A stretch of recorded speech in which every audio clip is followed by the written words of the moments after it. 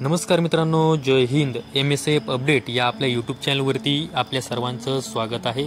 MSF बद्दल जी काही महत्त्वाची माहिती आहे ती यूट्यूबच्या माध्यमातून आपल्यापर्यंत पोहोचवण्याचा मी प्रयत्न करत असतो. या अगोदर देखील MSF बद्दल जी काही महत्त्वाची माहिती आहे ती यूट्यूबच्या माध्यमातून आपल्यापर्यंत पोहोचवण्याचा मी प्रयत्न केलेला आहे.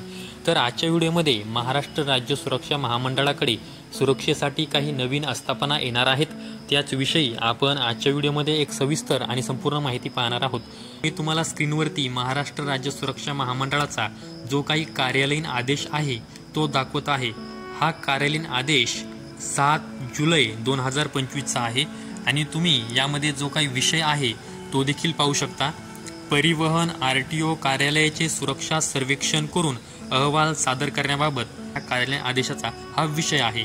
तो उपरोक्त संदर्भान्वये विभागीय सहसंचालक अभियान नागपूर विभाग कार्यालयाअंतर्गत येत असलेल्या परिवहन RTO कार्यालयाचे सुरक्षा सर्वेक्षण करून अहवाल सादर करण्याबाबत आदेशित या कार्यालयीन आदेशाच्या माध्यमातून करण्यात आलेला आहे. नागपूर विभाग आहे तो नागपूर विभागातील जे काही RTO कार्यालय आहेत त्यांचे सुरक्षा सर्वेक्षण हे महाराष्ट्र राज्य सुरक्षा महामंडळाकडून करण्यात येणार आहे. तरी याद्वारे आपणास कळवण्यात येते की पुढील 7 दिवसात आपल्या नावासमोर दर्शविलेल्या परिवहन कार्यालयाचे सुरक्षा सर्वेक्षण करून परिवहन अधिकारी यांच्या स्वाक्षरीसह तात्काळ सुरक्षा सर्वेक्षण अहवाल सादर करावा असं यामध्ये सांगण्यात आलेलं आहे. म्हणजे याचाच अर्थ जे काही महाराष्ट्र राज्य सुरक्षा महामंडळातील जे काही सुरक्षा सर्वेक्षण करणारे अधिकारी आहेत त्यांना हे पत्र लिहिण्यात आलेलं आहे आणि त्यांना यामध्ये सुरक्षेचे सर्वेक्षण करण्याबाबत त्यांना आदेश देण्यात आलेले आहेत. तर तुम्ही पुढे पाहू शकता की या प्रती कुठे कुठे पाठवण्यात आलेल्या आहेत त्याविषयी देखील मी तुम्हाला यामध्ये फोटोच्या माध्यमातून माहिती देत आहे. तर आता तुम्हाला मी स्क्रीनवरती जो काही फोटो दाखवत आहे त्यामध्ये सांगण्यात आलेलं आहे की कोणकोणत्या आस्थापनाचं सुरक्षा सर्वेक्षण होणार आहे. त्यामध्ये मोटार वाहन विभागाच्या कार्यालयातील अधिकारी यांचे नाव, पदनाम, ईमेल ID, संपर्क क्रमांक व पत्ता एवढी संपूर्ण माहिती देण्यात आलेली आहे. तर आपल्यासाठी जी काही महत्त्वाची माहिती आहे ती कार्यालयाचे कोणकोणत्या कार्यालयाचे सुरक्षा सर्वेक्षण होणार आहे ते महत्त्वाचं आहे.